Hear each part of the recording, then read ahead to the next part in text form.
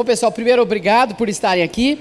Nós sabemos, né, que hoje a nossa maior dor na tilapicultura nacional é sanidade, né? Que saudade da época que a gente reclamava de preço de ração, né? Que era problema para os nossos negócios. É uma nova realidade, uma realidade que ela chegou e vai permanecer pelo resto de nossas vidas, porque nós já temos experiência de outras cadeias de produção animal e a sanidade é a nossa principal parceira para todas as caminhadas. A partir exatamente dessa demanda, os associados da PeixeBR, aqueles que fazem saúde animal, as empresas de insumo, mas também as empresas de produção, que necessitam, e hoje na sua maioria já tem profissionais na área de sanidade, foi o primeiro comitê criado dentro da PeixeBR. Então, lembrando essa coordenação, a condução e inclusive um fator extremamente importante, tá? É um comitê que tem independência financeira, eles têm até dinheiro em caixa. Então tem um trabalho independente muito bom, independente das empresas, que é uma coisa extremamente importante. Dentro do comitê não existe concorrentes, existe parceiros para trazer segurança para o setor de tilapicultura e que todos nós possamos continuar crescendo. Em função disso, dos dois principais eventos que nós fazemos aqui na região sul-sudeste, que é o IFC e IAC Show, nós temos sempre um espaço, né, um seminário para tratar da sanidade aquícolas. É um tempo extremamente curto, porque nós poderíamos fazer um evento de 3 dias e nem esses 3 dias seriam suficientes para a gente falar tudo o que está acontecendo. Mas fica principalmente como um ambiente de discussão. Então, conforme o Marco Túlio, que hoje está na coordenação geral do Comitê de Sanidade da PeixeBR, vai mostrar, teremos as palestras e logo na sequência, autoridades nacionais e internacionais que estarão aqui à disposição para discutir conosco a realidade atual e os rumos que nós devemos tomar para que esse negócio não atrapalhe o nosso negócio. É contigo, Marco Túlio. Boa tarde a todos. Então, sobre o comitê sanitário, né, só um históricozinho muito curto. Foi criado o comitê sanitário no momento em que teve os primeiros sintomas dos peixes com o ISKNV. Foi uma demanda também sugerida do próprio Ministério da Agricultura para ter uma interação entre os produtores, né, e tendo essa comunicação com os órgãos oficiais. Inicialmente, o primeiro trabalho, o foco foi justamente o ISKNV, onde que o comitê organizou um manual de biosseguridade e depois disso, né, continuou-se o trabalho e culminou no primeiro seminário, primeiro workshop que teve aqui no AquiShow no ano passado, e esse ano dando a continuidade no segundo workshop de sanidade do Comitê Sanitário da PeixeBR, e que tem esse objetivo justamente de interlocução entre os problemas do campo, entre a universidade, os centros de pesquisa, os órgãos oficiais em relação à sanidade de peixes, para a gente poder juntos termos essas soluções e o objetivo maior é essa integração entre produção e os órgãos de sanidade. Nesse segundo workshop, então, nós vamos convidar inicialmente o Miguel. Miguel é responsável pela empresa Patovet na parte técnica e ele vai apresentar, né, os principais problemas e os polos produtivos do Brasil. Tá? Gostaria de convidar, então, o Miguel para essa primeira apresentação. Obrigado a todos. Obrigado, Marco. Bom, boa tarde a todos. Acho que todo mundo almoçou aí. Agora a gente vai trazer bastante informação, né? Espero que a gente possa gerar uma interlocução, como o Marco falou aí, bem positiva, né? Entre os diferentes elos da cadeia que estão aqui hoje presentes. Então, gostaria de agradecer o espaço à PeixeBR, e a gente vai apresentar hoje os dados, né? Agradecer também aos parceiros dessa iniciativa, que é o Boletim Sanitário. Para quem não conhece ainda, esse é o nosso boletim, né, no qual a gente apresenta os dados epidemiológicos trimestrais. Tá? Então, um agradecimento especial aos parceiros e clientes que tornaram possível essa ideia, e a gente traz a convite da PeixeBR esses dados em primeira mão para vocês. Então, o nosso boletim, a ideia basicamente é obter dados, né, de monitoramento sanitário nos principais polos produtivos do Brasil. Região Sul, Sudeste, Centro-Oeste, temos alguma coisa de região Nordeste também. Então, como exemplo, né, esse último boletim de 2023, foram realizadas 3.097 análises de PCR, mais ou menos 8.000 peixes analisados nesse trimestre, e a gente teve um papel, né, um destaque para 3 patologias, sendo elas Streptococcus agalacti, tá, a maior prevalência, e SKNV e Lactococcus. Então, são algumas doenças aí que têm causado problemas nas fazendas. Tá? Então, a gente destaca. A primeira delas que a gente destaca é o SKNV, que houveram 12% de amostras positivas analisadas nesse período, principalmente provenientes de tanque-rede, né? Juvenis, principalmente em tanque-rede, e com carga alta, valores de CT baixo. Tá? Sobretudo, nos parece que os animais, muitas vezes, eles chegam negativos aos reservatórios, aos tanque-rede, e à medida que convivem, né, com animais já povoados, nos quais está circulando o vírus, eles acabam se contaminando, tá, e desenvolvendo a doença. Em relação a estrepto, 27% de casos positivos no Brasil, de outubro a dezembro de 2023. Essa distribuição, principalmente em peixe de final de ciclo, que é aquele peixe que causa maior dor no nosso bolso, né? No bolso do produtor.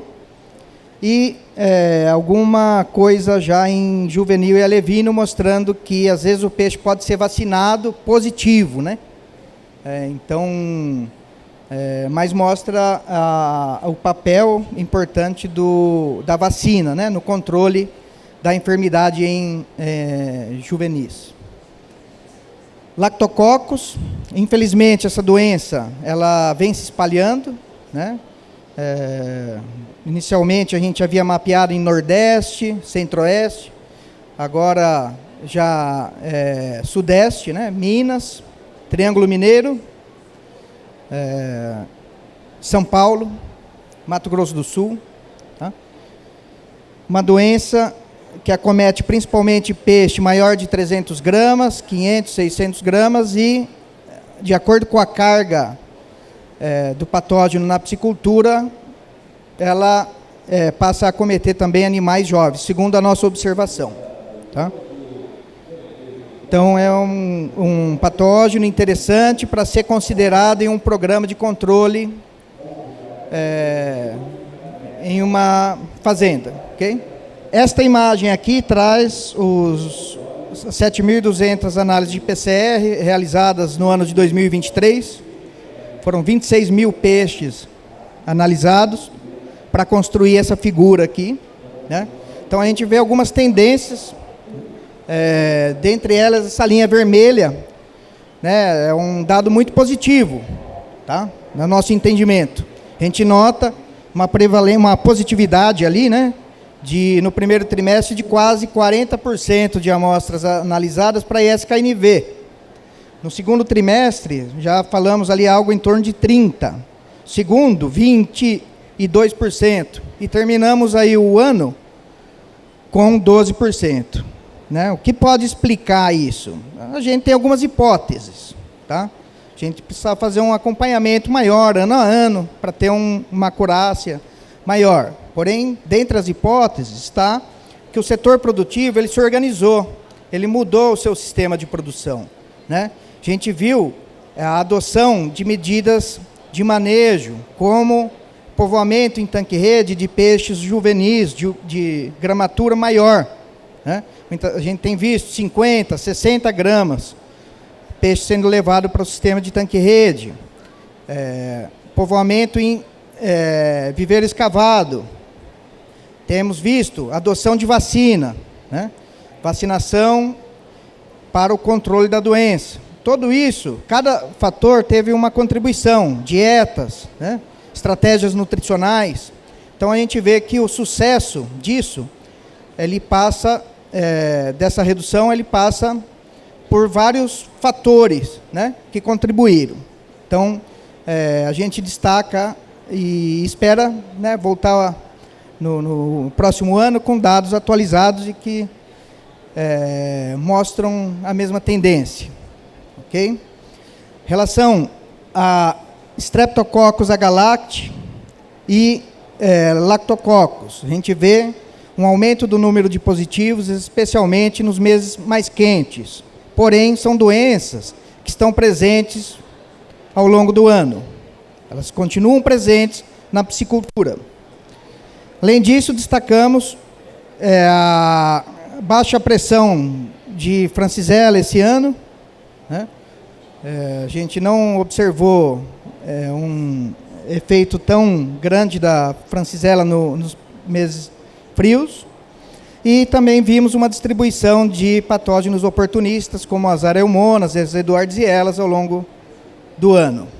Resultado por região. O que a gente observou aí em São Paulo?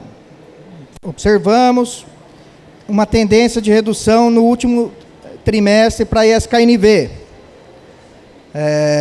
Lactococcus, a gente viu também uma tendência de redução até dezembro. Porém, agora, no primeiro trimestre, já posso dizer que ele foi detectado em mais pisciculturas no estado de São Paulo. Tá? Então, é uma doença que a gente tem que ter monitoramento, acompanhamento e estar muito atento.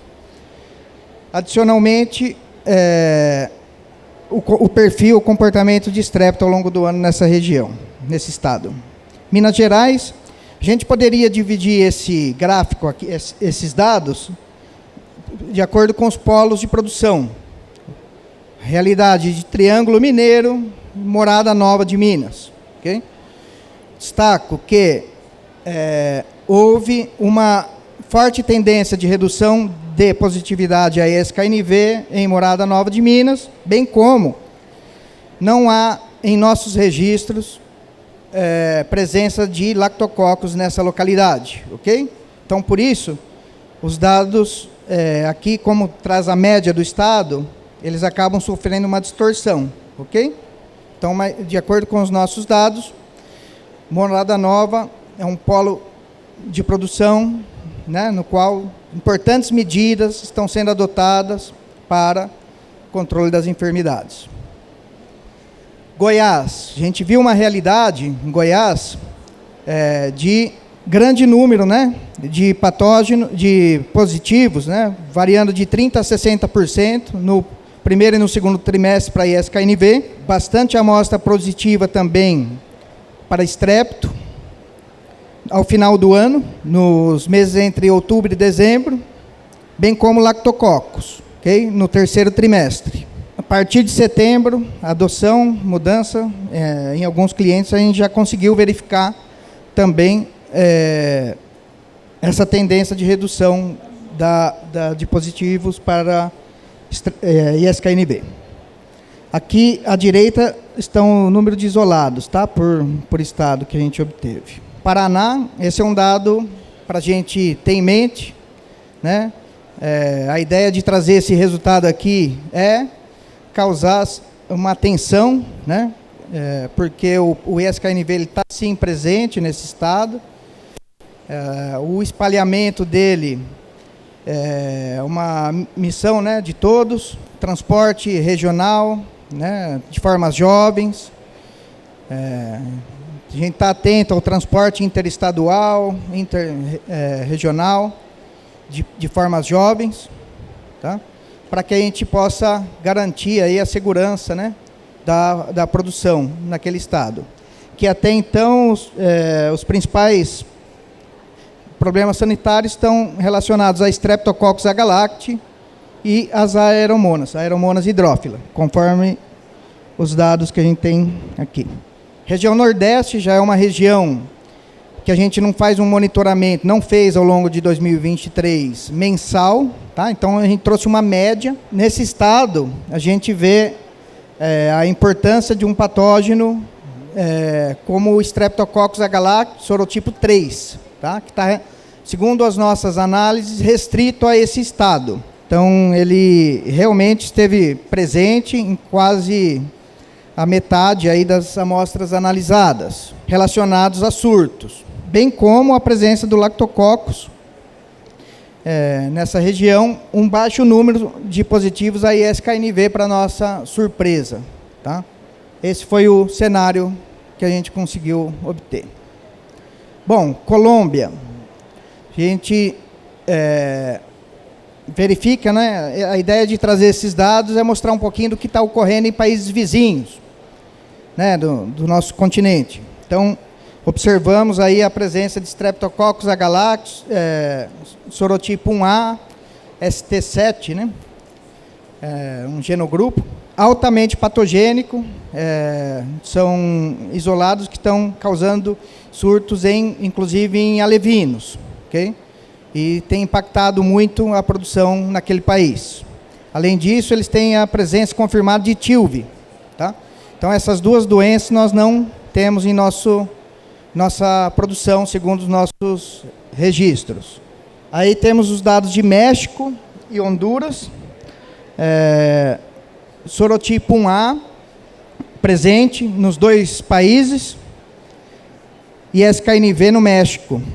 E lactococcus. Dessa maneira, a gente tem a Colômbia 100% negativa ainda em SKNV e lactococcus. E o Brasil 100% negativo a Streptococcus 1A, ST7 e TILV. Aqui a distribuição da análise bacteriológica ao longo do ano de 2023. A gente vê a mesma tendência, né, de maior positividade a Strepto nos meses quentes, surgimento ali de Francisella no período de julho a setembro, ok?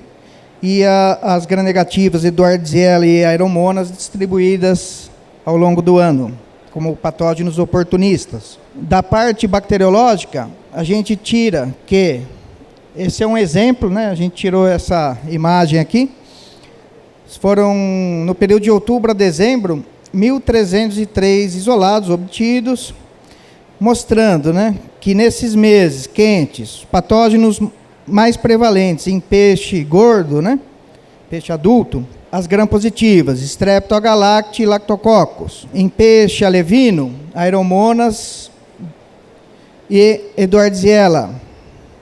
E em juvenil, seria como uma combinação, né, de ambos, ok?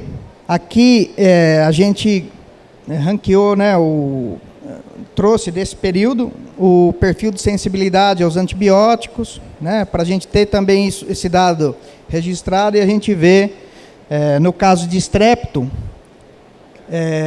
por exemplo, né, que o florfenicol ele segue sendo uma droga bem interessante, a oxitetraciclina, tá? Então é um exemplo.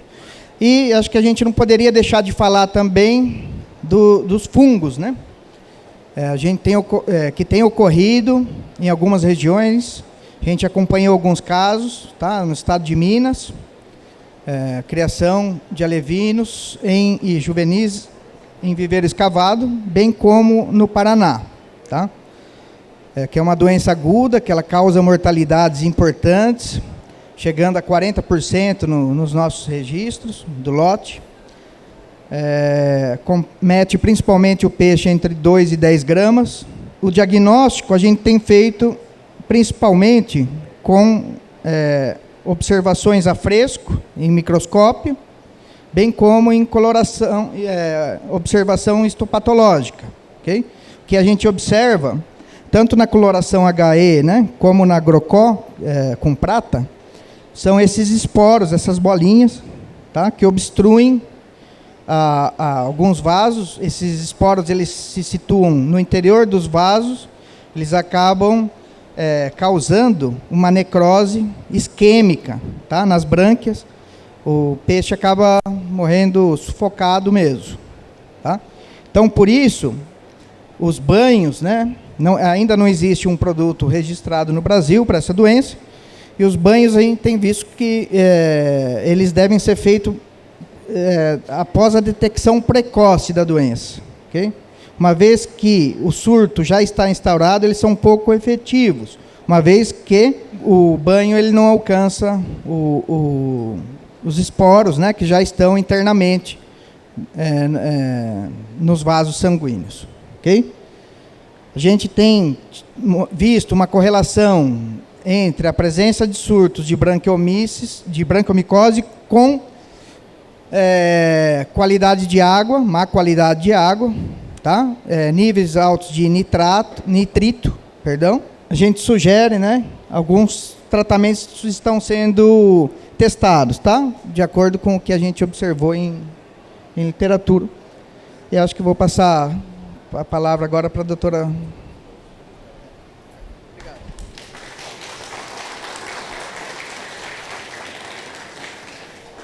Então agradecemos ao Miguel, né, a apresentação. Acho que é importante hoje no cenário, né, nós podemos ver que as informações, os números, a quantidade de amostras coletadas já não é mais aquelas suposições, mas sim a quantidade de informações em que cada setor, né, cada local já com as características das principais patologias, importantíssimo nos estudos epidemiológicos, nos novos projetos, né, quando se vai instalar um projeto, conhecer a região, quais são as doenças emergentes, é fundamental, né, o trabalho, inclusive, da Patovet e das empresas privadas que fazem, né, ter essas informações, e via a Associação Peixes BR estamos compartilhando com todos essas informações. Agradecemos então ao Miguel, né, por ceder as informações da Patovet, e com certeza nas reuniões do próprio comitê vamos interagindo melhor e tendo as informações.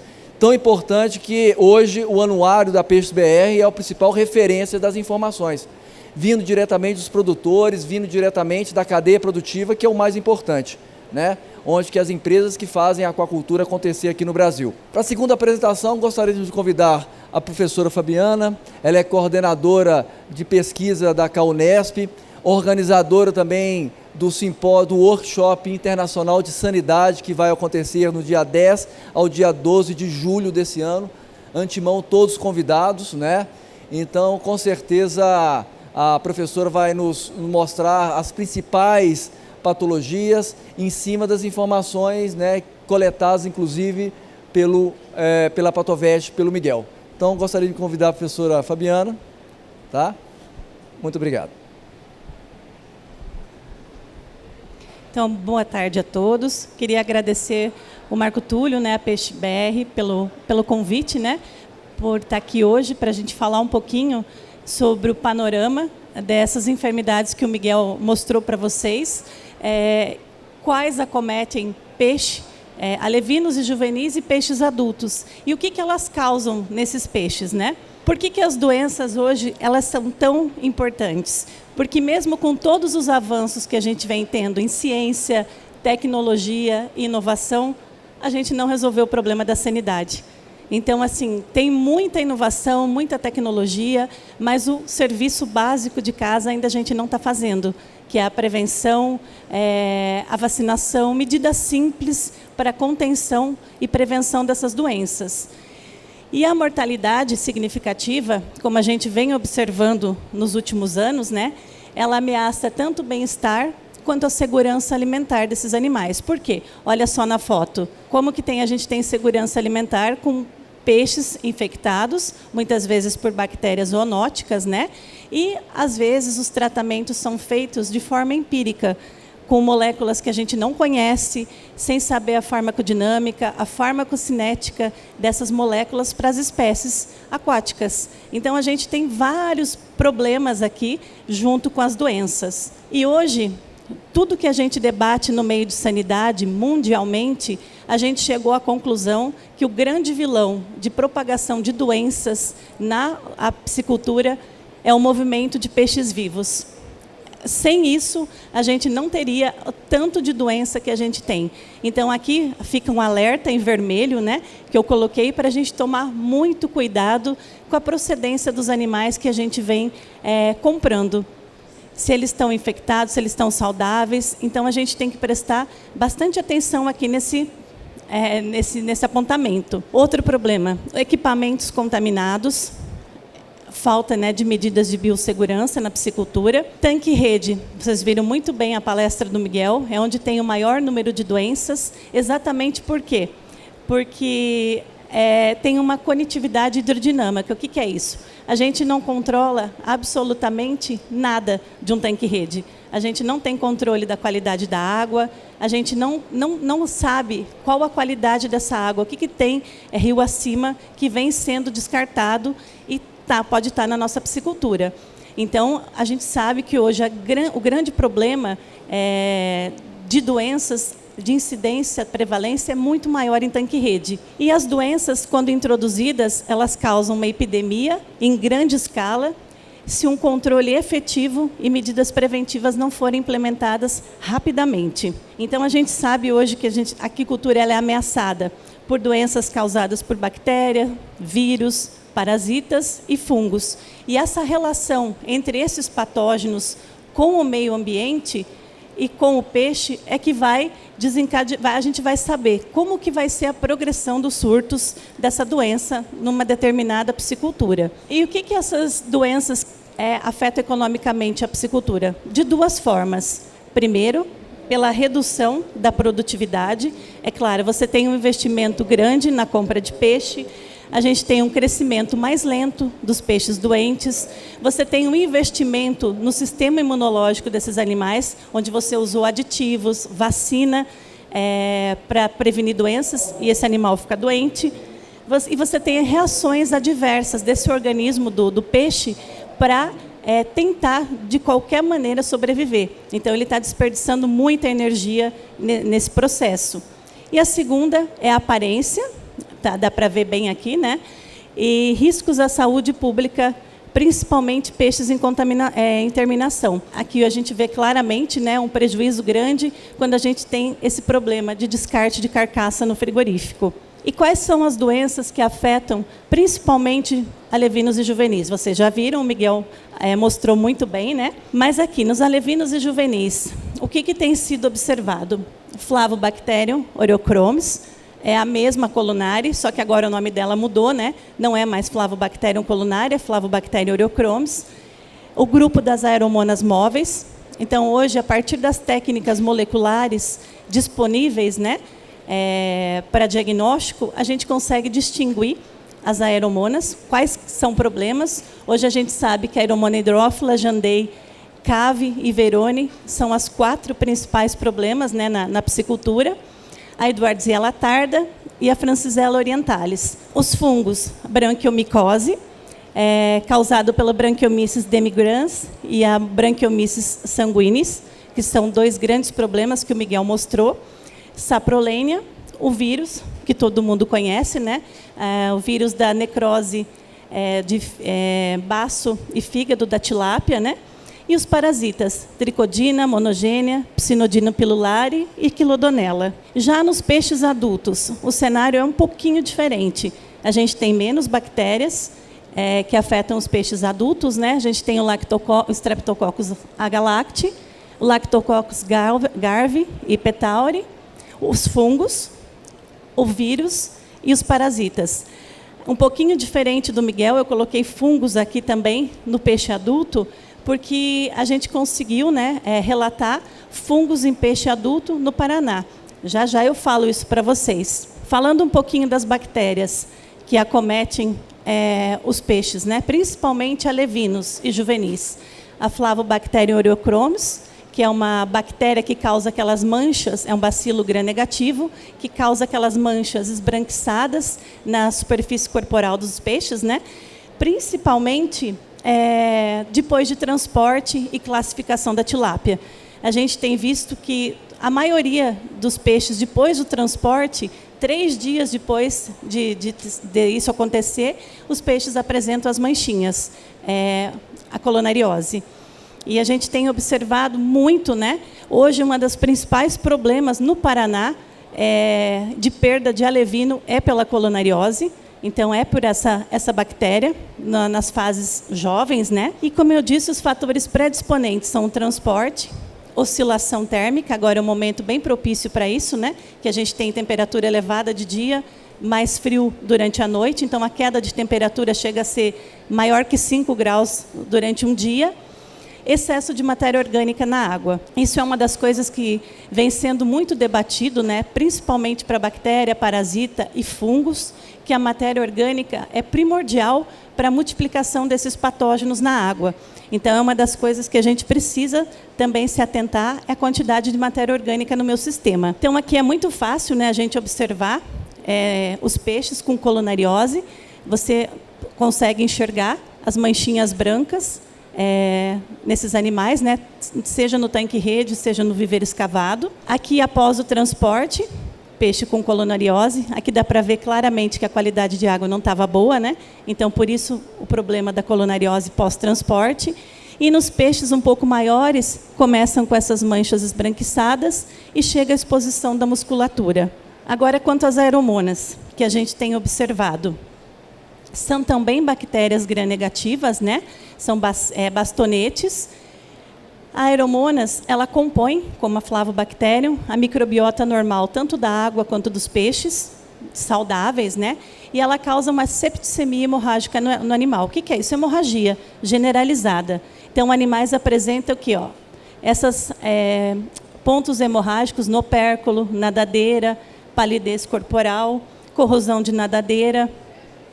E o abdômen é geralmente inchado, com a presença de líquido. E a mortalidade, o que tem sido observada?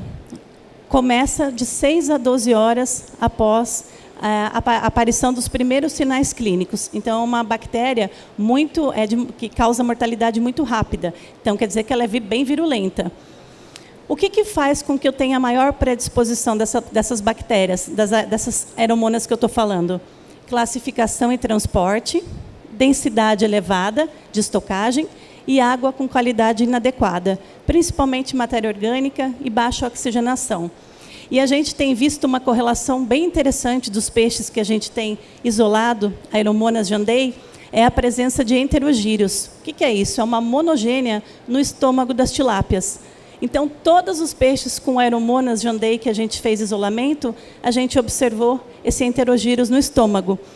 E a gente observou na histopatologia que os peixes onde a gente isolou a Aeromonas jandei e que tinham a monogênia no estômago, as lesões eram mais severas, principalmente no baço e no rim, então, e no estômago. Então, esse patógeno, esse monogenético, causa problemas também sérios para aumentar a mortalidade pela Aeromonas jandei. Aqui é um trabalho bem grande que a gente fez, envolvendo o surto em 3 pisciculturas no estado de São Paulo, pisciculturas muito grandes, produtoras de alevinos e juvenis, onde a gente fez o quê? Todos esses peixes vieram das 3 pisciculturas.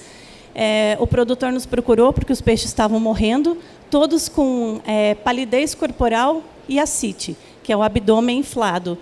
E a gente foi analisando, fazendo isolamento, a gente chegou na Aeromonas jandei.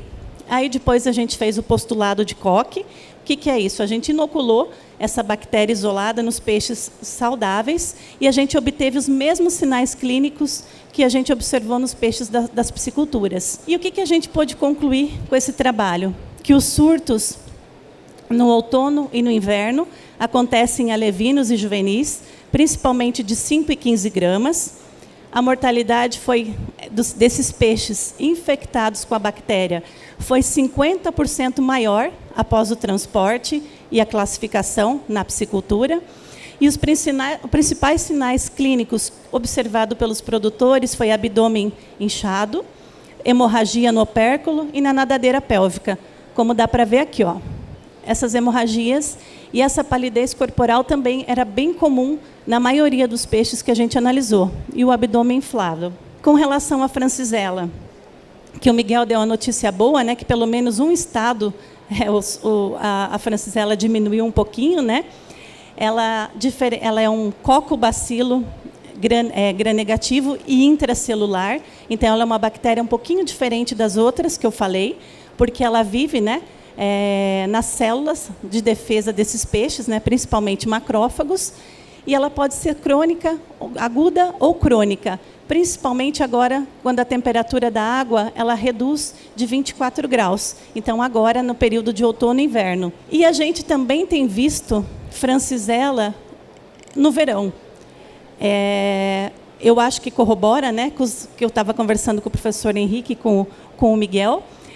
A gente tem a francisella de verão, que a gente fala, né, que acomete, diferente da de inverno, peixes maiores. E os sinais clínicos, tanto desses peixes menores quanto maiores, são melanose, né, que é o escurecimento da pele, perda de escamas, que fica os pontos sem escama, o peixe deixa de comer, pontos hemorrágicos pela superfície corporal e nadadeiras, principalmente pélvica e peitoral, e granuloma nos principais órgãos. Então, essa é o cenário. Mas, para vocês podem observar, os sinais clínicos são idênticos para a maioria das bactérias. Então, por isso que é importante um diagnóstico laboratorial, porque só pela foto é impossível a gente saber que bactéria, que patógeno está infectando esse animal. Pelo sinal clínico, a gente não consegue ter essa resposta. Então, por isso é importante o envio do peixe para análise laboratorial. A transmissão da francisella ela pode ser tanto vertical, de reprodutores para prole, quanto horizontal, contato peixe-peixe, canibalismo, predação, e a mortalidade é muito alta, de 80% a 90%. E a gente sabe que a doença, quando ela é crônica, a gente tem problema desses pontos negros na musculatura, também descarte do peixe no frigorífico. O que tem sido observado em todo o mundo? A mesma coisa que eu falei para vocês. O transporte de peixes infectados é o grande vilão aí da introdução de francisella no Brasil. O que a gente tem visto também?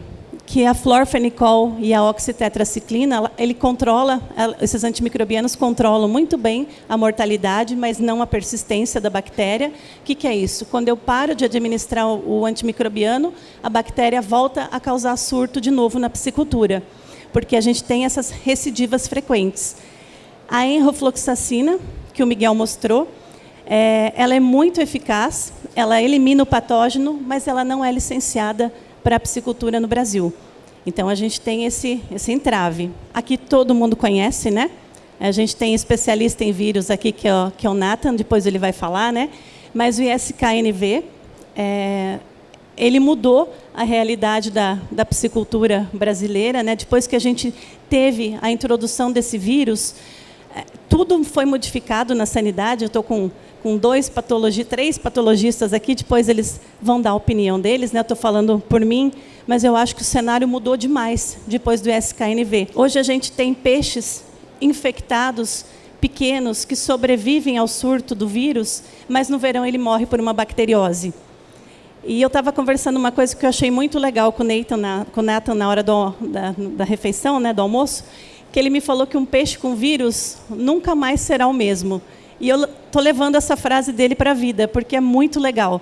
Porque o peixe, uma vez infectado pelo vírus, ele nunca mais vai ser aquele peixe de antes da infecção, né? Ele sempre vai estar mais predisponente a uma outra enfermidade, seja por outro vírus, que graças a Deus a gente não tem, ou por uma bactéria, ou por um fungo.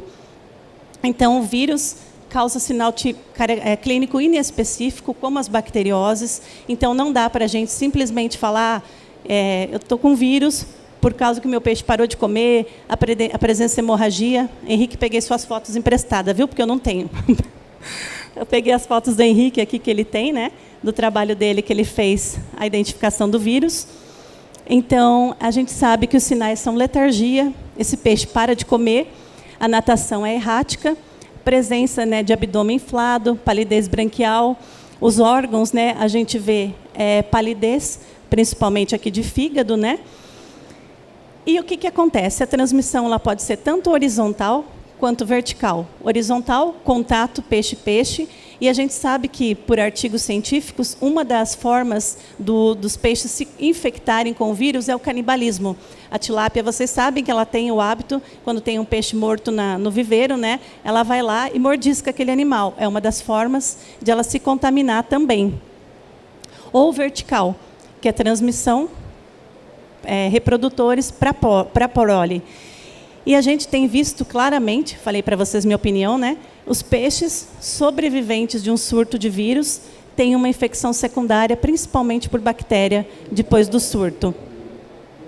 E aí saiu um trabalho recente, que eu acho que é muito importante para a gente que está aqui, que é esse aqui, que a gente sabe que um peixe portador do vírus, num viveiro, num tanque de piscicultura, se ele sofrer hipóxia, o que é isso? Baixa concentração de oxigênio na água, ele volta a manifestar o surto, e surto severo. Então, esse trabalho é bem interessante, bem legal, porque a gente sabe que hoje um dos grandes problemas para o vírus voltar a ocasionar mortalidade, onde num tanque que já estava controlado, é a baixa concentração de oxigênio na água. A branquiomicose, que o Miguel falou, né? Eu coloquei aqui nos peixes, tanto pequeno quanto adulto, porque a gente observou o fungo no Paraná, em peixes grandes, perto do abate, né, acima de 600 gramas, e esses animais aconteceu ao contrário do que era para acontecer com esse vírus. Não foi no verão, ao contrário, foi no inverno, foi quando a temperatura da água baixou de 24 para 17 graus. Então, 3 produtores começaram a perder de 6% a 7% do lote com esse fungo. Então, é um fungo bem importante para a piscicultura. Ela é conhecida como a podridão das brânquias, né, por causa da necrose. Então, olha só como é que ficam essas brânquias. Porque o que acontece aqui? Esse fungo, ele tem hifas onde ele se espalha por toda a superfície corporal dessa brânquia. E aí ele ocupa os espaços onde era para ter sangue, onde era para ser realizado várias funções da brânquia, né? Como osmorregulação, respiração, balanço, né? de minerais e tudo mais. E aqui acontece essa falha. E o peixe morre com sinais de sufocamento.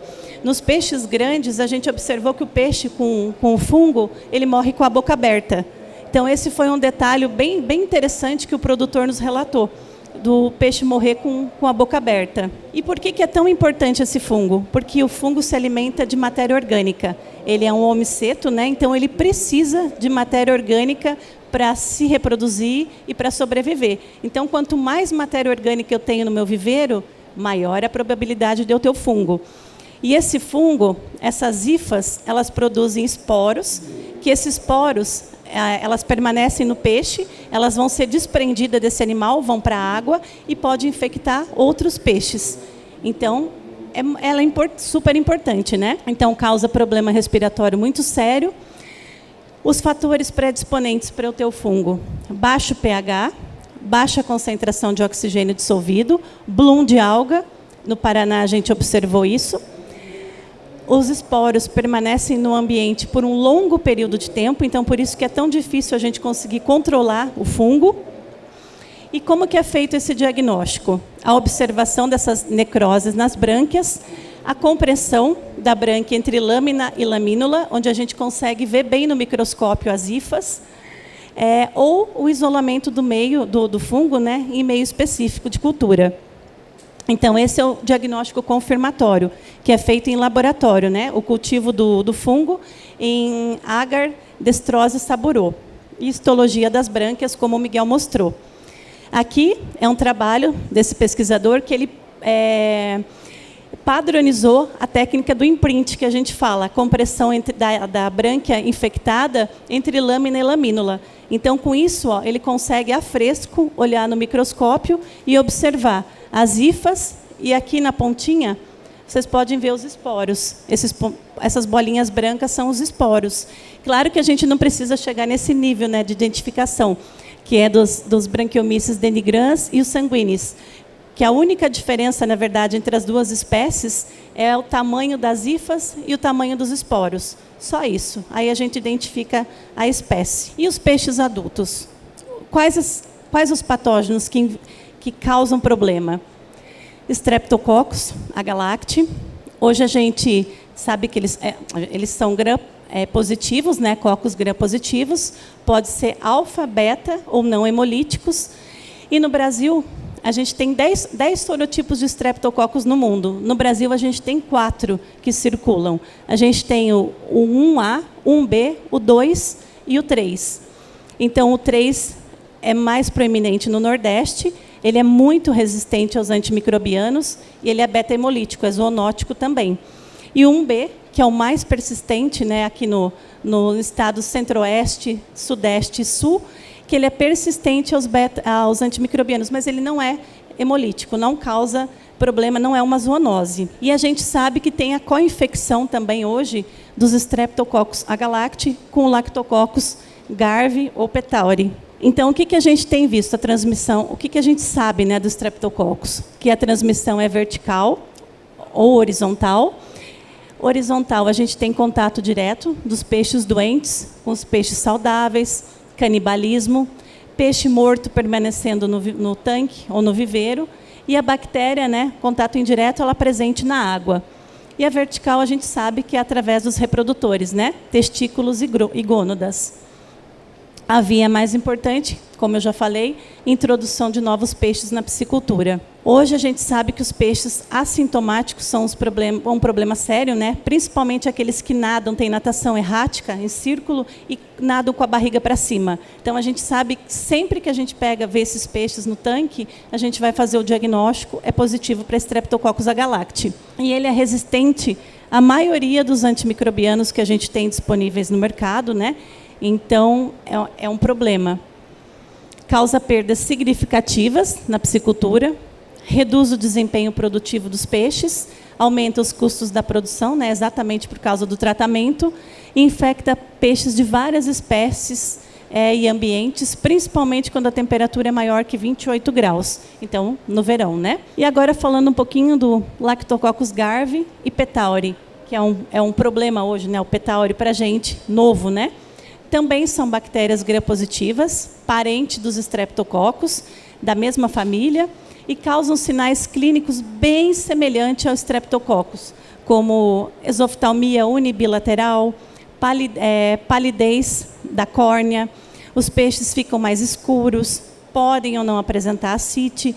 Então, são sinais clínicos inespecíficos.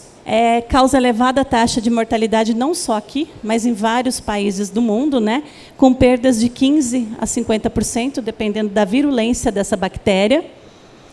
Infecta também peixe selvagem e de produção. Em infecção experimental, nosso laboratório, né, a gente está fazendo uma tese de doutorado com o petauri, né, a gente viu mortalidade de até 90% dos peixes que não receberam nenhum tratamento. Ele também, como o Streptococcus, se manifesta nos meses mais quentes do ano, com a temperatura maior que 24 graus. Foi isolada pela primeira vez no Brasil o garve, né, em 2009, na tilápia do Nilo, pintado. E a transmissão também pode ser horizontal e vertical, principalmente contato peixe-peixe. E é importante a gente salientar que é uma zoonose, né, causando endocardite, osteomielite nos humanos. Quais são esses sinais clínicos, então, nos peixes, né? A gente tem hemorragia na superfície corporal, opérculo e nadadeiras. A gente tem brânquias, palidez branquial. Aqui, a minha foto de cima, exoftalmia unilateral, somente um dos olhos. Aqui nos dois, né, bilateral.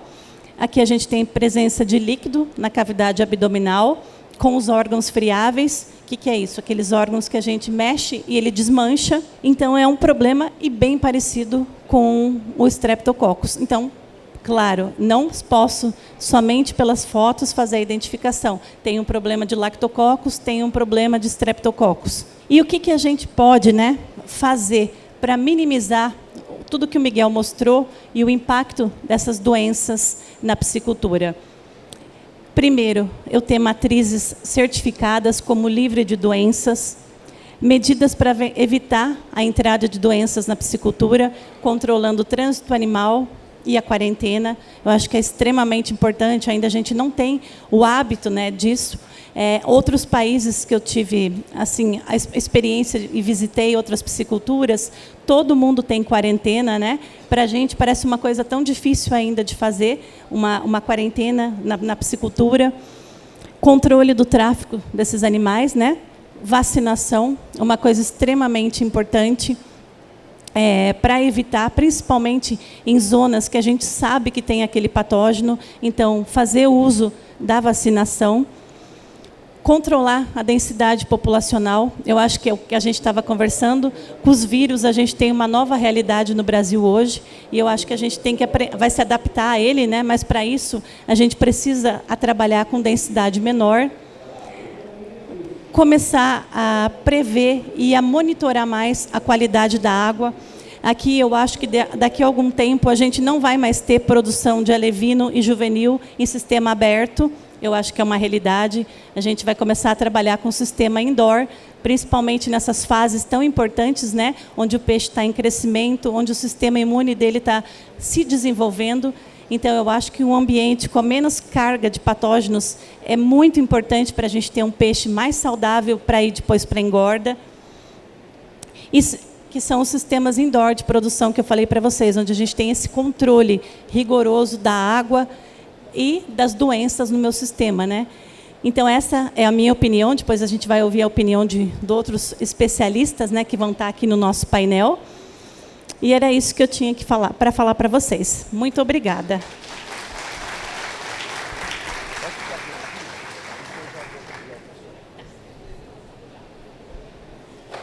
Então, agradecemos, né, a Fabiana pela espetacular apresentação.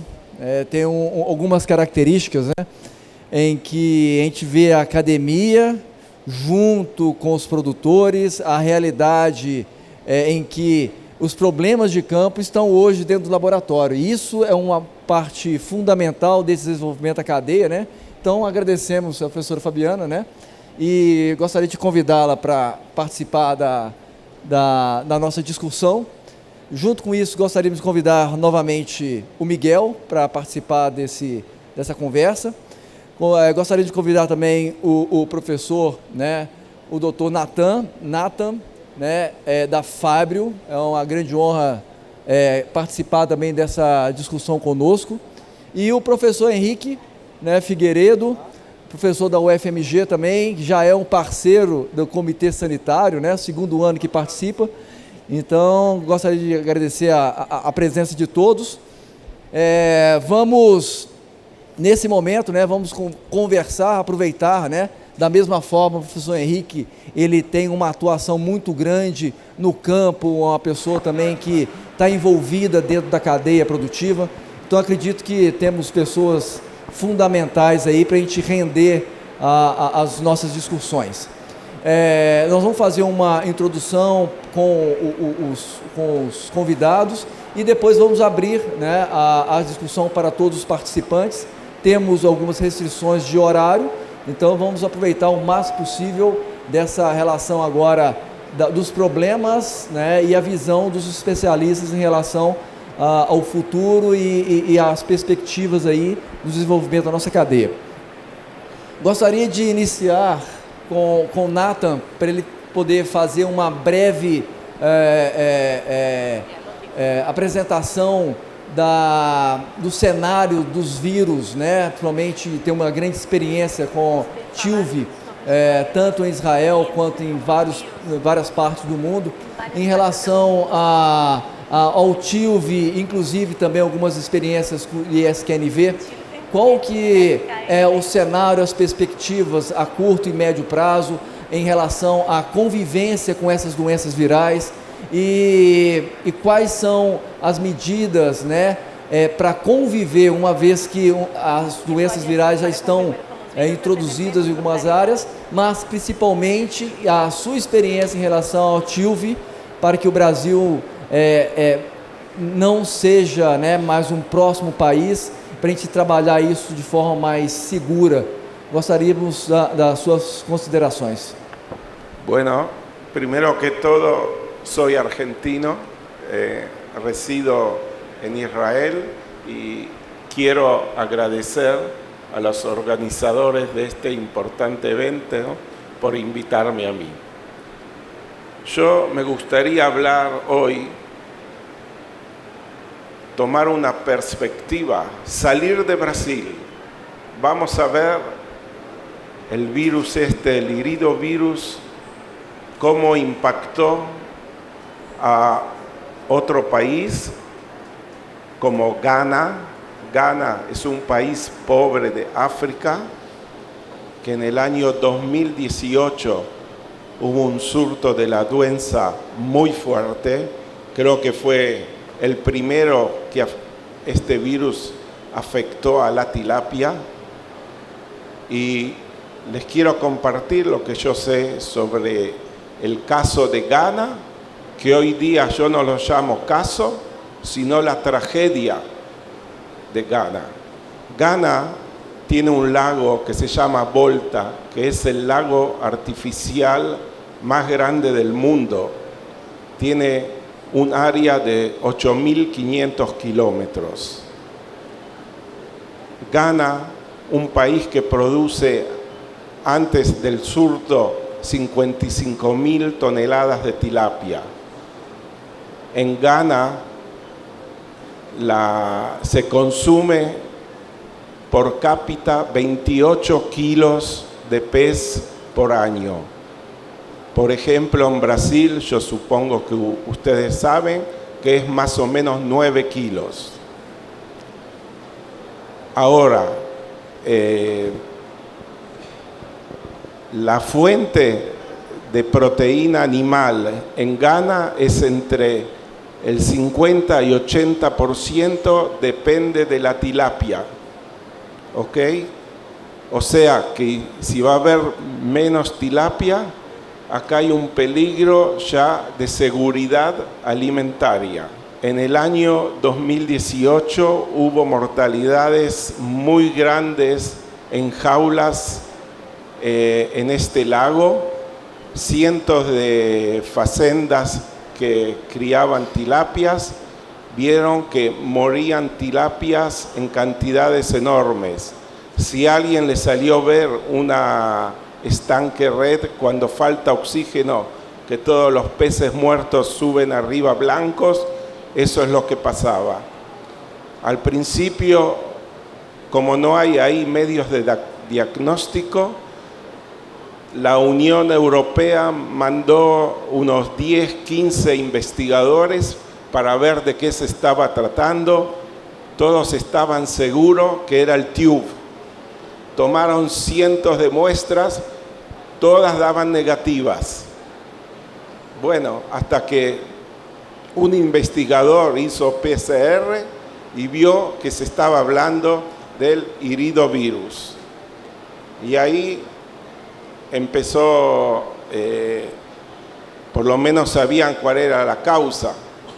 También el gobierno investigó y vio que un país que tenía una fazenda en el lago, un país asiático, había introducido matrices ilegalmente infectadas con el virus y eso causó un desastre en el país. Como dije antes, mucha de la población depende de las tilapias. Aparte que miles de trabajadores, en el momento que hubo grandes mortalidades, se quedaron sin trabajo. O sea que el problema fue social, económico. Aparte de fuente alimentaria, la gente estaba sin trabajo. El gobierno dio una orden más tarde de retirar todas las jaulas del lago. todo, la jaula, los peces, todo, esperar unos meses para ver si el virus desaparece, se limpia y introducir nuevamente peces nuevos en jaulas. Por supuesto que en el momento, después de varios meses, introducieron peces nuevos, la mortalidad volvió. Muchas facendas de tamaño pequeño y medio tuvieron que cerrar. Las únicas que quedaron fueron facendas grandes que tenían suficiente dinero para poder pasar esta situación muy difícil. Hoy día nosotros sabemos que este virus también afecta a las etapas larvales. Hoy día se está utilizando en Ghana una técnica que no es conocida en Brasil, pero es conocida en otras partes del mundo contra virus y en especies diferentes. Por ejemplo, en la especie de barramundi, que sufre de un virus que ataca el sistema nervioso, que se llama VNN, se utiliza esa técnica. Esa técnica consiste en subir la temperatura de las larvas 10 grados más del óptimo de la especie. En el caso de la tilapia, de 29 grados, se eleva a 39 grados el agua, la temperatura del agua, las larvas no mueren, no hay que preocuparse. Luego de unos 30 minutos se baja la temperatura y así por varios días. Esta técnica permite que las larvas tengan una inmunización contra el virus. Hay mortalidad, no es 100% que se salvan, pero en vez de quedar 20%, quedan 60-70% de las larvas inmunizadas. Este tratamiento se llama Heat Shock Protein. Es algo muy conocido en otros países. También se utiliza contra el cáncer humano, o sea, se calientan las células y así se combate el cáncer. Aparte, en Ghana hoy día se está vacunando también con la vacuna de MSD. Se está utilizando las dos técnicas. De a poco la producción de la tilapia, que antes del virus era de 55.000 toneladas al año, hoy día, o sea, después del virus bajó a la mitad. O sea, piensen que es una proteína muy importante que para esta gente. Recibieron mucha ayuda del mundo, también en alimentos, y hoy día también muchos investigadores de Europa fueron a trabajar ahí y también montaron laboratorios de diagnóstico que no había antes. Antes, al principio, había que mandar muestras a Europa.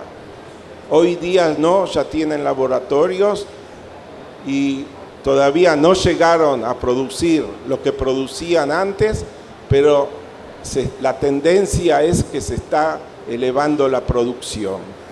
Esa es la historia, más o menos, la conté corta, de un ejemplo, un mal ejemplo, que es lo que pasó en Ghana. Hoy día se hicieron investigaciones y el 50% de los peces asintomáticos son positivos para el virus, de las tilapias y de peces nativos en el lago. O sea que este virus va a ser imposible de erradicar del lago. O sea que hay que buscar técnicas y estratégicas cómo convivir con este virus. Ahora pasamos a otro virus, donde yo tengo experiencia de 15 años en Israel con el TIUV.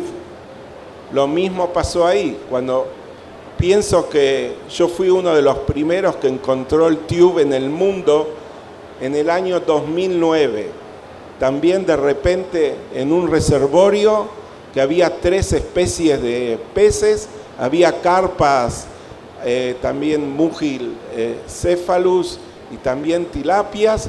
Empezaron a morir en unos días miles de tilapias de tamaño comercial. De ahí yo ya tuve sospecha, después de unos días, de 2 semanas, se empezó a mover de un estanque al otro. Fue increíble, todos los estanques de color blanco con los peces muertos, y ahí ya empezamos a pensar que se está hablando de un virus nuevo en tilapia. Recién en el 2014, o sea 5 años después, se pudo identificar que se está hablando de un nuevo virus de la tilapia. Le dieron nombre, le dieron apellido, pero 5 años teníamos sospecha, pero no se podía comprobar hasta el año 2014. De mi experiencia, ustedes también tienen que hacerse un switch en la cabeza, los productores, porque la tilapia que tenemos o que tienen ustedes antes del virus no es la misma tilapia que van a tener o tienen después del virus. También si fue vacunada o no fue vacunada, no es la misma tilapia. Esta tilapia va a ser muy susceptible a condiciones de estrés, que puede ser por bajo oxígeno o temperatura del agua o manejo o mal manejo, clasificación, todo lo que produce estrés. Esta tilapia va a ser más sensible de la tilapia que ustedes conocían antes. Y eso lo escuché, estuve hablando con productores que ellos mismos están viendo eso, cómo están combatiendo. Bajaron las densidades, por ejemplo, en los estanques redes. Ya no ponen X peces por metro, ponen Y, ponen menos peces por metro. O sea, cuanto menos estrés tengan estas tilapias, van a poder llegar a tamaño comercial. Con respecto a alevines, una de las estrategias de Israel que se está usando ya 15 años es que los productores o los que compran alevinos compran entre el doble y el triple de alevinos, porque saben que durante los meses de verano, cuando la temperatura sube de 29 grados, ahí va a morir en promedio el 50%. En el caso del tube, los peces resistentes que quedan vivos, más del 90% no van a tener otro surto de la duenza hasta el tamaño comercial, pero sí, si va a haber situaciones de estrés, pueden morir. O sea que es algo que tienen que tener en cuenta. El virus en el momento que llegó, ya no se va a erradicar. Hay que buscar estrategias cómo convivir con este virus. Puede ser que una de las estrategias, y veo que se está usando en Brasil, es construir sistemas de RAS, o sea, sistemas cerrados. Se utiliza agua de pozo que no esté contaminada, no de río, y se salen del establecimiento peces libres de patógenos que se pueden vacunar. Después de la vacuna es muy importante también que los peces no vayan directo a los estanques redes, sino se van a un estanque excavado, si es posible con agua verde, por unas semanas. Así el pez puede construir su inmunidad. Hay que darle tiempo antes que vayan a los estanques redes, que aí é uma situação estressante. Obrigado, o Nathan. Acredito que é um depoimento diretamente, né? Acho que nos preocupa muito em relação, quando eles citam em relação ao ISKNV, como que iniciou o processo na África e os outros, essa biosseguridade que a gente tanto discute, né? Quando foi formado inclusive o Comitê Sanitário em relação a como se evitar o espalhamento, né? E todo esse processo das doenças emergentes. Junto com isso, eu como sócio da empresa que produz formas jovens, a Multifish, então gostaria de continuar essa discussão com o professor Henrique, como foi relatado pelo Nathan, sobre os produtores de alevinos, os reprodutores vindo de locais sem esse monitoramento. Qual seria, o Henrique, a importância, e nós discutimos bastante isso em relação no Comitê Sanitário, né? A nossa empresa, por exemplo, foi uma vez fiscalizada, foi coletado material, mas não tem nenhuma intensificação. Acredito que é uma coisa muito séria em relação aos produtores de formas jovens de alevinos. Gostaria da sua opinião e essa estratégia, porque uma vez instalado o vírus, as consequências serão graves, né? Mas o TILV, por exemplo, não tem um relato ainda. Gostaria da sua opinião, né, em relação a essa estratégia, principalmente nos produtores e reprodutores. Bom, boa tarde, gente. Obrigado pelo convite, viu? A Comitê da Peixe BR, para participar aqui dessa discussão com os colegas. Em relação a essa questão que você colocou, está muito focado também na questão de importação de material genético, né?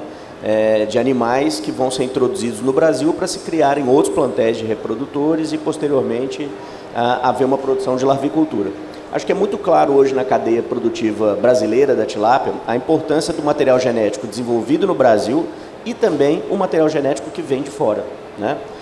Essa é uma realidade não só do Brasil, é uma realidade de vários países e, no caso especificamente do TILV, que o Nathan falava agora para a gente, o espalhamento do TILV nos países ao longo dos últimos 10 anos ou 8 anos no mundo está muito relacionado ao comércio internacional de formas jovens. Então, isso aconteceu muito. Alevinos sendo vendidos como alevinos para geração de matrizes de um país para outro e a transferência desses patógenos. Talvez isso tenha acontecido no Brasil, de certa forma, mas também a gente pode olhar pelo que não aconteceu. Vamos começar pelo que não aconteceu. Até o momento, vocês viram aqui a quantidade de dados gerado, por exemplo, pela Patovet ou no nosso laboratório na UFMG, onde a gente faz muito exame para TILV quando há uma possibilidade da ocorrência, e até hoje não foi detectado no Brasil, nem pelos laboratórios que fazem rotina de diagnóstico, como os nossos, como também pelo laboratório oficial do Ministério da Agricultura, né? E sempre essa pergunta ficou: por que no Brasil não chegou TILV, sendo que a gente tem TILV no Peru, tem TILV, por exemplo, na Colômbia, né, que já é isso comunicado à Organização Mundial de Saúde Animal, mas não no Brasil. Obviamente que precisamos de vigilância epidemiológica e sanitária para saber que continuamos livres. Mas essa tendência se dá muito à regulamentação brasileira para importar formas jovens. Então, toda vez que uma empresa vai importar alevinos, é feita uma quarentena. Essa quarentena segue a regras bastante restritivas do Ministério da Agricultura, no sentido de controle sanitário, e um lote muito grande, uma fração do lote de animais que você importou, vai ser submetido a teste para diversos patógenos, inclusive o TILV, né?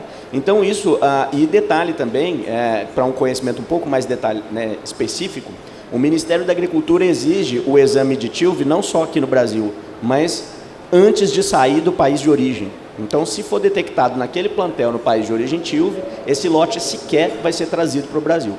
Então, talvez isso tenha mantido, como a gente tem até hoje, o nosso status negativo para TILV. Mas não foi o caso do ISKNV, onde nós nos tornamos um país positivo. Pode ter vindo pela introdução de matrizes de maneira ilegal? Isso é uma coisa que a gente deve considerar, e a cadeia produtiva tem que estar pronta para conscientizar os produtores e evitar qualquer tipo de transporte ou de transferência ilegal de material genético de fora do Brasil para dentro do Brasil. Mas o ISKNV é um vírus que também está presente em uma série de espécies de peixe, como, por exemplo, peixes ornamentais. Todos sabem que o Brasil é um grande importador de peixes ornamentais. E a nossa quarentena hoje, que é feita de peixes ornamentais, ela é feita Porém, devido ao grande número de animais e a grandes origens, a diversas origens ao mesmo tempo, não são feitos os exames laboratoriais em todos esses lotes que são importados. Então, realmente, aí é um flanco, vamos dizer assim, algo que precisa ser aprimorado pelo Serviço Veterinário Oficial, porque há, sim, um risco de introdução de agentes como esse. Então, para a cadeia produtiva da tilápia, o cuidado que deve ser feito, tanto das larviculturas, quando vão importar material genético, absolutamente qualquer transferência ilegal ou qualquer transporte ilegal é um risco enorme para a cadeia produtiva. Isso já aconteceu no camarão também, como aconteceu no passado, a gente teve problemas em relação a isso, e a gente deve evitar, obviamente, esse tipo de situação na cadeia produtiva da tilápia. Essa é uma medida importante, mas não é a única também, porque a gente pode ter até outras formas de introdução, né? Então, recentemente, houve uma preocupação da Peixe.br em relação à importação, não de peixe vivo, mas de pescado, né? E essa é uma pergunta muito pertinente que o setor produtivo sempre deve fazer. Há algum risco também quando eu estou fazendo importação de filés de peixe congelado, por exemplo? Se a gente considerar em relação a tilve, por exemplo, há uma sobrevivência por um tempo curto no filé congelado, mas há essa sobrevivência. Então, minimamente tem que se garantir que o tempo entre sair do país de origem e chegar no Brasil é maior do que esse tempo de risco que a gente tem de sobrevivência do vírus em um filé congelado. A Peixe.br tem atuado de maneira bastante interessante, eu acompanho isso indiretamente, né? Mas as discussões são muito pertinentes e assim como a interação com o Serviço Veterinário Oficial para sempre discutir esses parâmetros, né? E esses riscos eles têm que ser minimizados, para que a gente não tenha que lidar com mais patógenos entrando com muita facilidade dentro do território brasileiro. Mas a realidade da doença emergente, independente de ser o ISKNV, lactococos e outras, a gente tem um histórico na tilapicultura brasileira de doenças emergentes de grande importância a cada 1 ano e meio, 2 anos. Então, a gente também tem que estar preparado para essa realidade desse cenário de avanço de novas enfermidades que podem ocorrer. E, para isso, acho que a gente conecta com uma coisa que foi muito discutida aqui, que é a importância do diagnóstico laboratorial.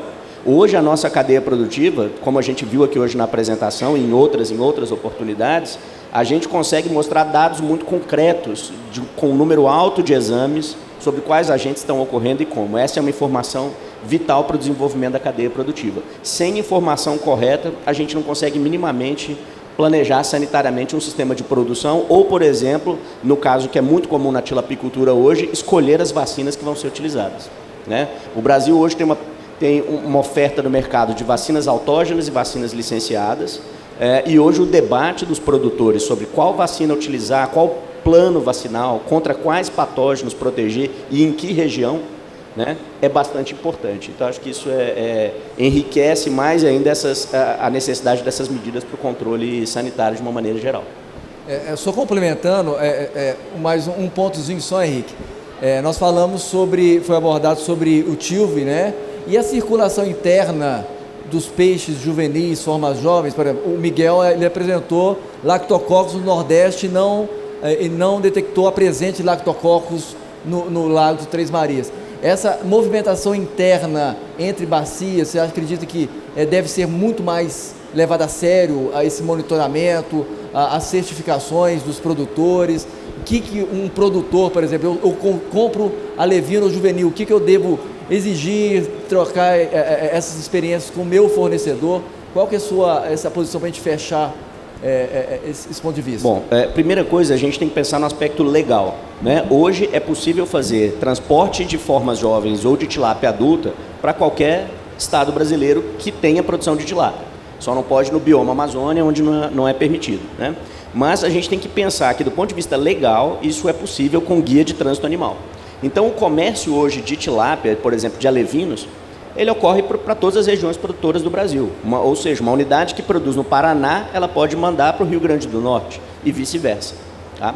Só que essa liberdade de fluxo não quer dizer que esse fluxo ocorra de maneira completa, né? Então, hoje a gente já tem estudos, por exemplo, que mostram uma espacialização dos agentes no território brasileiro, que deve acompanhar essa tendência de movimentação animal.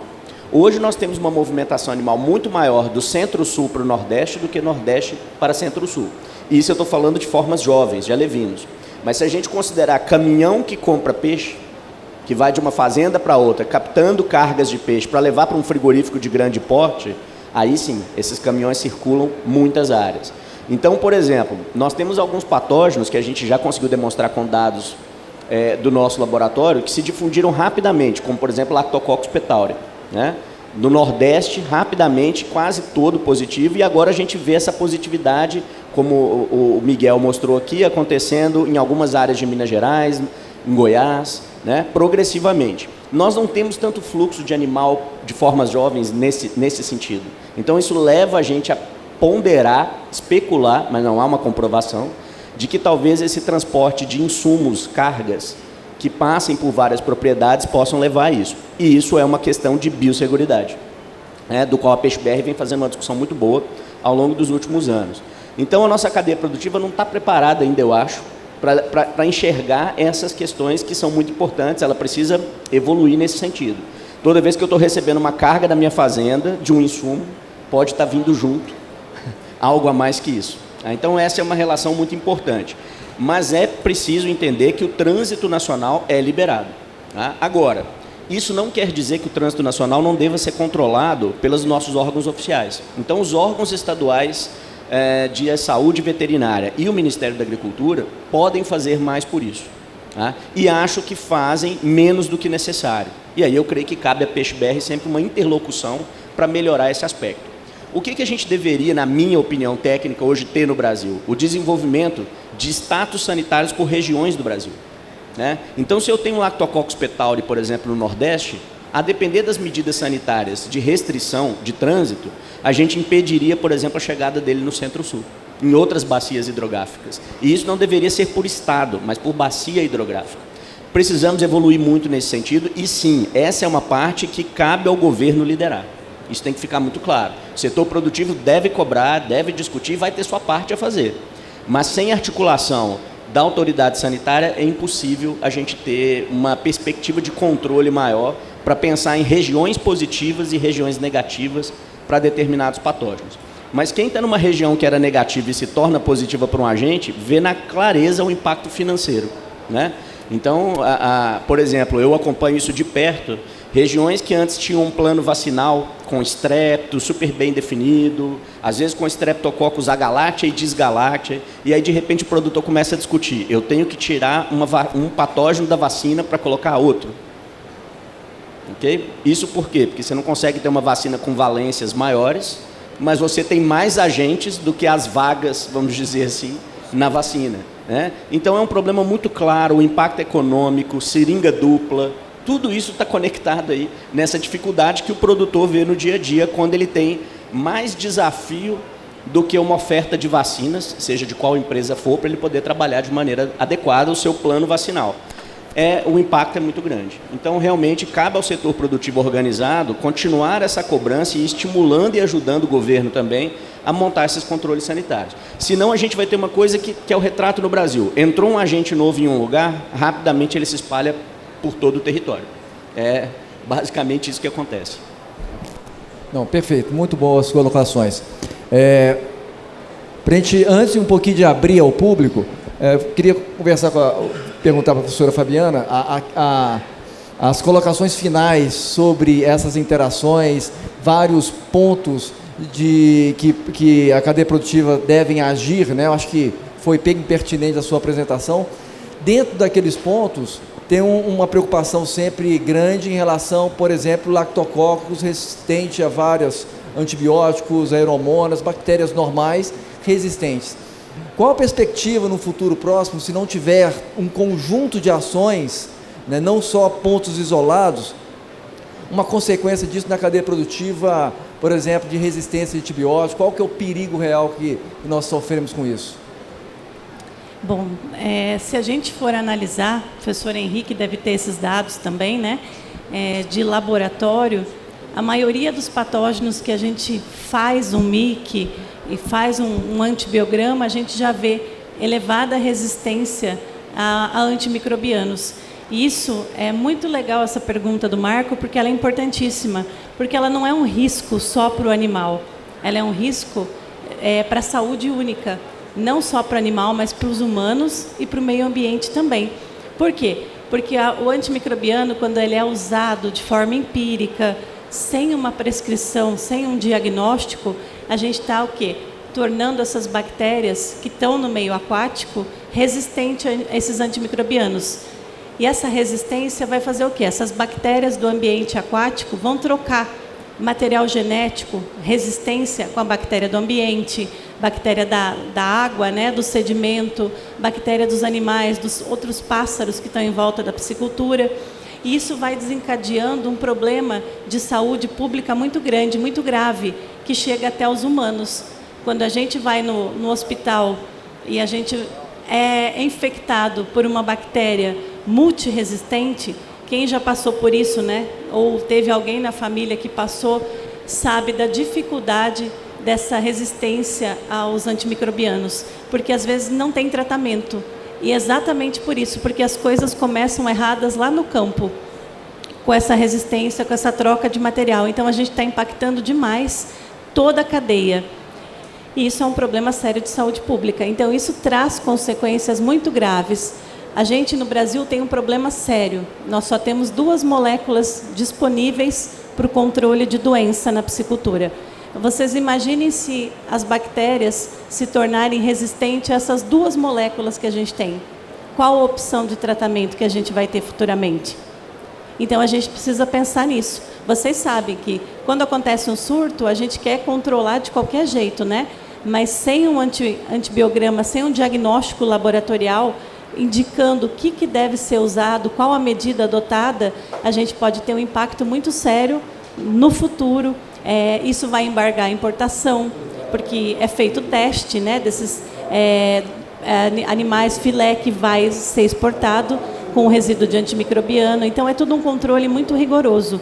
Então é tudo uma cadeia e tudo começa no campo. Não estou falando só do peixe, isso é um problema de produção animal geral. Todas as produções, né, a gente tem esse impacto. Então é para a gente se atentar. Por isso que meu último slide, eu gosto muito das medidas preventivas. Eu acho que a gente deve fazer uso de todas elas que forem possíveis, né? E eu até esqueci de falar, hoje a gente tem muito aditivo que funciona muito bem, seja para fortalecimento do sistema imunológico, seja como antibacteriano mesmo, ele tem atividade, né, de matar alguns patógenos no organismo do animal. Então a gente tem muita coisa para ser implementada para a gente evitar esse uso errôneo do antimicrobiano. Eu não estou falando que não deve ser usado. Quando tem um surto, é lógico que o peixe tem que ser tratado, mas depois de um diagnóstico laboratorial. Nunca seguir o que o WhatsApp, o vizinho usou, recomendou, eu vou usar também porque funcionou. Porque a gente sabe que é muito fácil comprar antimicrobiano no mercado negro aí, né? Você coloca na internet, você compra em qualquer lugar. Tetraciclina, qualquer coisa que você precisa. Então é um risco bem grande. Então eu acho que esse é um impacto sério que a gente vai ter lá na frente na saúde única. Eu gostaria agora de perguntar para cada um em relação à perspectiva do futuro, conversando com o professor Nathan, a perspectiva do futuro agora com a produção de tilápia, tanto no mundo, uma visão também no Brasil, como conviver com esses processos, essas doenças, qual que vai ser a estratégia no futuro, né, próximo, para a gente ter essa convivência, para que tenha o menos efeito na cadeia produtiva a partir dessa convivência com esses patógenos. Bueno, parte de las medidas que hay que tomar ya fueron presentadas. También para mejorar la influencia del virus hay que usar suplementos alimentarios que son suplementos preventivos, o sea, que se tienen que aplicar antes que hay un surto de la doenza. Y eso puede ser 1 o 2 meses antes si es posible. Hoy día en Israel, parte de las pisciculturas, después de la reversión sexual de las tilapias, dan los suplementos que pueden ser probióticos, prebióticos, también ácidos orgánicos, etcétera. Se los da hay muchos que dan hasta un tamaño de 80 gramos, pero también hay algunos que dan hasta el final de la producción. Eso es muy importante, se ha comprobado que eso puede ayudar entre un 10, un 15 y un 20% mejor la supervivencia. Y, por supuesto, buenas prácticas, buen manejo, recibir alevines juveniles cuanto lo más posible livres de doenças também ajuda muito. Miguel, em relação quando você abordou as doenças, as diferenças e sobre, você fez algumas considerações sobre a escolha da vacina, como o professor Henrique mesmo, né, qual seria aquele agente que é o mais importante, qual seria essa perspectiva agora das vacinas em relação ao processo, essa ferramenta de prevenção ou até o combate com essas patologias emergentes? Obrigado, Marco. Bom, eu tenho visto assim ao longo do tempo que a gente trabalha nessa área uma maior percepção, preocupação da cadeia produtiva com as doenças, uma vez que ela tem visto o grande prejuízo, né, que as doenças podem causar na produção. E a gente tem visto também o amadurecimento dessa cadeia, o produtor, né, a cadeia produtiva, ela tem mudado muito o pensamento, a gente tem visto uma perspectiva, uma preocupação mais preventiva, né, do que curativa, como foi muito bem abordado aqui pelos colegas. Então, entendo também que o monitoramento das doenças, né, ele deve ser regional, a gente não deve aceitar que uma doença, um mapa epidemiológico que é apresentado sem de fato conhecer a realidade em sua fazenda, né, em sua região, em determinado reservatório, né? Então, acho que primeiro a gente precisa mapear, acompanhar, né, e traçar estratégias como um todo. Então, devemos ter esse mapeamento, pensar em soluções integradas, né? Talvez uma vacina para aquele patógeno que realmente tira o sono, né? Causa impacto na produção, aquele aditivo no momento adequado, né? Da forma adequada, para um objetivo claro, bem definido. Da nossa visão, assim, a perspectiva ela é preventiva, né? Estamos vivenciando isso na cadeia e vamos vivenciar nos próximos anos. A vacinação como uma ferramenta que deve ser bem compreendida para poder ser realmente eficiente, né? Exatamente. Da mesma forma que em outras espécies, a definição de um programa vacinal, ele deve ser com conhecimento, né, realmente das doenças que acometem a produção. Bom, meu nome é Gilberto. Eu tenho uma pergunta, né? O Dr. Natan falou de Gana, que é onde fizeram um vazio sanitário, né? E depois voltaram com peixe são, e esses peixes tiveram uma mortalidade novamente, né? O que eu queria perguntar se eu colocar um peixe, né, criado no RAS com choque térmico, né, eu comprei as larvas de lugares sem o ISKNV, tudo isso, e colocar nesse lago que já teve um dia o ISKNV, eu vou estar sempre em contato com o vírus porque ele está no ambiente, é isso? La respuesta es que el virus no se puede erradicar, porque se encontró también en tilapias asintomáticas que se escaparon de los estanques redes al lago, y también los peces nativos del lago eran portadores positivos, parte asintomáticos. O sea que el virus está en el lago y se va a quedar en el lago. Ok, então... No se va a ir a ningún lado. Ok, então é conviver com o vírus, para você ter uma menor mortalidade. Exactamente, hay que convivir con el virus. Por eso dije que las tilapias son distintas, son más susceptibles que lo que eran antes y el virus está para quedarse. Boa tarde a todos. Eu sou Diego, eu vim da região do Nordeste, da Bahia, Paulo Afonso. Lá é um polo aquícola bem conhecido na tilapicultura e apresenta alguns quadros que a gente tenta entender, principalmente em relação à vacinação, em relação ao SKNV, como o Miguel mostrou, já foi positivado, enfim. E o que acontece? Como em SKNV a gente sabe que ele causa principalmente necrose no baço do peixe, e o baço é um dos principais órgãos de defesa, né, para o animal criar resposta imunológica, enfim. Após esses animais que passam por esse problema com o SKNV, que quando eles vão para o processo de vacinação, que eles não passaram por mortalidade, o baço está comprometido, né? Às vezes ele perde tecido ali. Mesmo que esse animal tenha sobrevivido, as vacinas, após o animal ter passado por esse problema, elas vão perder a sua eficiência, mesmo que seja para outros patógenos, como, por exemplo, para bacteriose, enfim, para estrepto. Obrigado. Eu tive em Paulo Afonso, mês passado, com alguns produtores discutindo exatamente, não somente, mas um pouco da sua pergunta também, né? Foi até muito interessante, a primeira vez que eu estive lá na sua região, e é uma região muito importante de produção de tilápia hoje, né?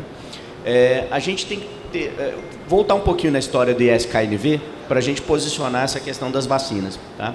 O primeiro relato de SKNV, como foi mostrado pela professora Fabiana, foi no ano de 2020, né? Só que 2020 foi o ano que o trabalho foi publicado, tá? E eu posso dizer isso muito tranquilamente, porque eu participei da elaboração desse estudo. No ano de 2018 já se tinha notícia de uma doença totalmente diferente andando pelo campo no Brasil. E que todo mundo tinha medo que fosse TILV. Era essa a questão. Quem aqui é da área, nós que trabalhamos com vários produtores, a gente sabia que tinha essa possibilidade. Qual que era o grande receio? Era de se fazer exame e ter que reportar ao Ministério da Agricultura, porque era uma doença viral, poderia ser de notificação obrigatória ou não, toda aquela história que acho que vocês aqui conhecem razoavelmente, ou até viveram ela muito de perto, tá? Então, a gente sempre, quando chega a uma publicação, a coisa já aconteceu, né, antes, faz parte da velocidade da academia, até a gente ir lá, fechar tudo, um estudo, publicar, etc. O que eu quero dizer com isso? E a SKNV já circulava no Brasil antes, tá? E inclusive o próprio Ministério da Agricultura, depois, estudando amostras mais antigas, detectou em amostras de 2017. Tá? O Ministério da Agricultura publicou esse dado num artigo científico. Então, isso já circulava no Brasil há muito tempo. Então, se a gente olha hoje para o painel das vacinas que a gente utiliza, que tem um foco muito concentrado na engorda, nos animais para as doenças de peixe gordo, de peixe pesado, adulto, né? A gente teve no início uma interferência aparente, um pouco maior, mas que essa interferência hoje ela já é diminuída. Por quê? Por uma série de coisas. A gente discutiu aqui hoje o que os produtores estão fazendo, né?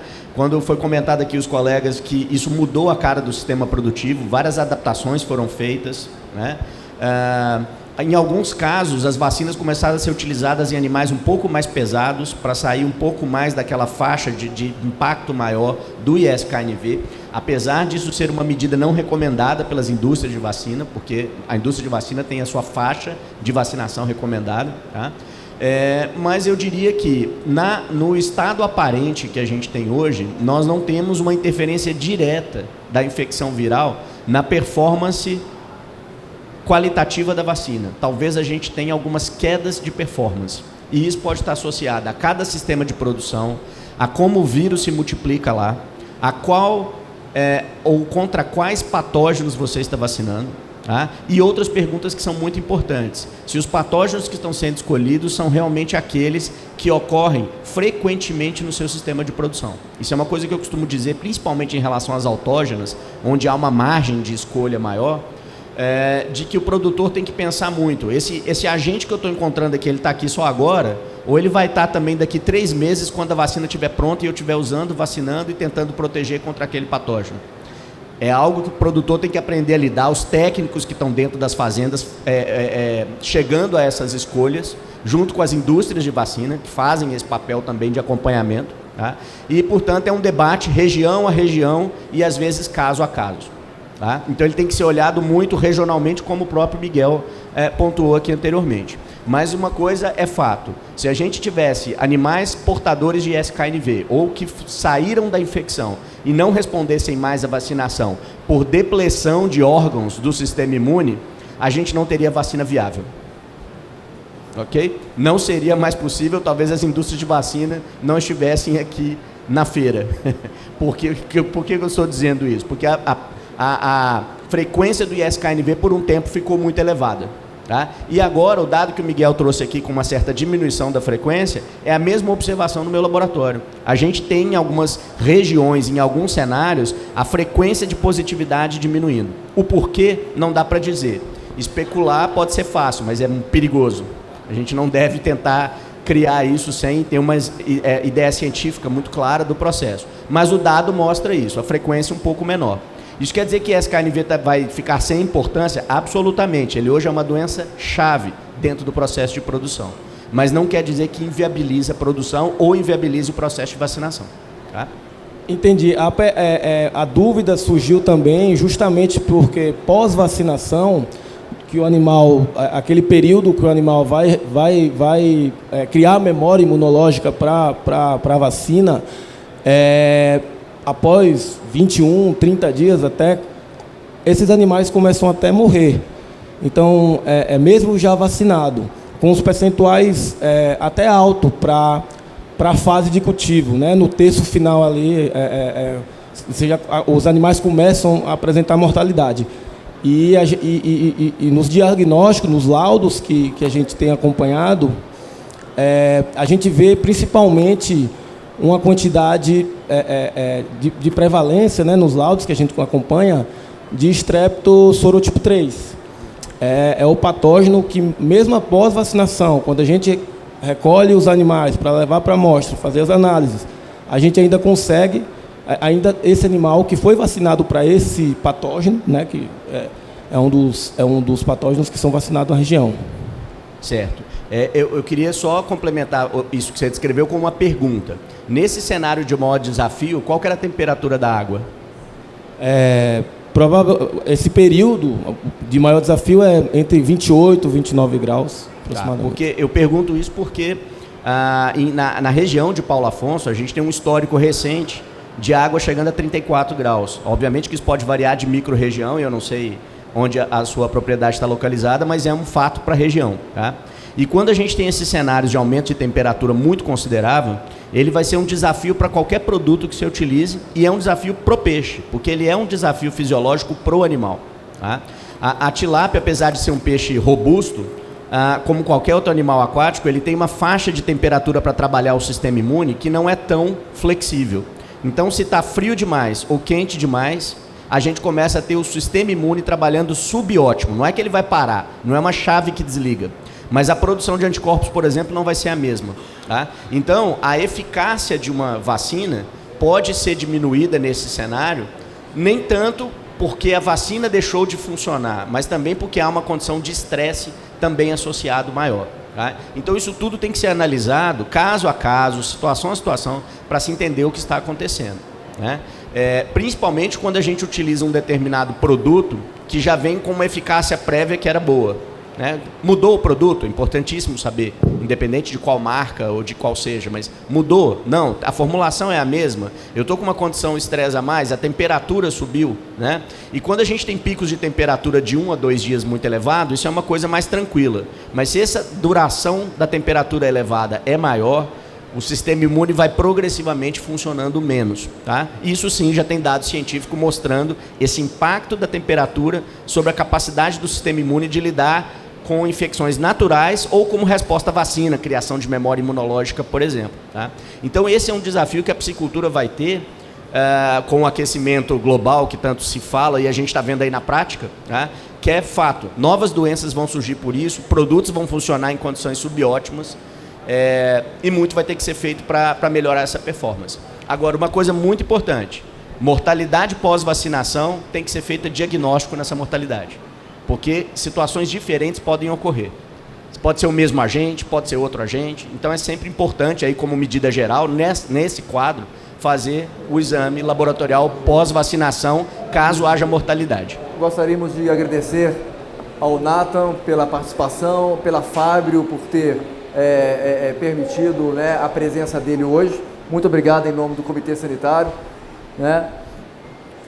Com certeza a professora Fabiana sempre será convocada, como também o Henrique sempre é convocado. Muito obrigado pela disponibilidade. Né? Agradecemos também o Eduardo, que foi o nosso interlocutor aqui nesse workshop sanitário. Né? Miguel, mais uma vez, sempre contribuindo. Né? Obrigado, né? Pela própria empresa Patovet associada da PeixeBR. E o professor Henrique, sempre solícito, né? E muito gentil sempre, toda vez que a gente pede, ele está sempre solícito para nos auxiliar nesses processos, né? E contamos com a presença de todos para o ano que vem, com certeza. Agradeço a todos, né, em nome do Comitê Sanitário da PeixeBR, e marcamos um novo encontro no ano que vem, tudo dando certo, o terceiro encontro de workshop do Comitê Sanitário da PeixeBR. Obrigado a todos e até a próxima oportunidade.